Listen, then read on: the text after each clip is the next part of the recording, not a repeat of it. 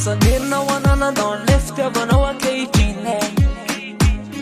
de androany zaho manevona matsiarotsiarondray reo fa iny de mirotsaka tomaso lavinao raha andehoany ivola sy ibaboka fa tisatso lafo areny zafalafo da ijorotriny avereno ao amalaza fevanandrombabe ditamerina atao tsaiky ro tikitsikina tonga nananoratra ty vazo ty hoana dafatika ny fanaiky azavela ifanda tsy tony talotsony afahenao azamana amizoko sy ny saiko dinatokako anone ka raiso ho fifona fazavela na ovely dolena ho fona de tikotiko baby garananao no fona de asivosivo baby etseninanao misona ikokupu kwetseleze ikatumboza ifuna ikaresuramba mete dolena ho fona de tikotiko baby garananao no fona de asivosivo baby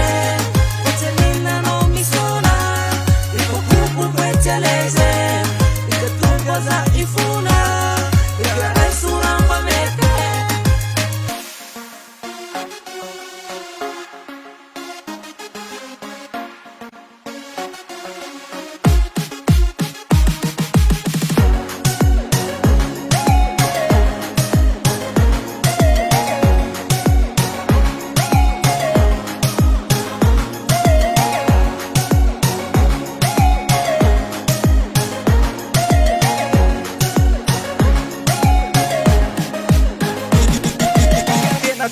ianao tsy mbana siky fidy nomeko fijalina saiko miaritra ny gidy nanararoatra mihitsy a ekety fa tsy lafo fa ranolaozanao za lasa simbatramoafo tsisy anamotamy sy aritra ny titrako so za matsampanenina ifonako ny vitako tsy vitako ny ahitanao atanan'olo-kapo fa mamelaky ny elitondro ny lasombany laso lasatsy fanadiny fa ze tsy teto areny karatrobaka mifonao teto atitapeny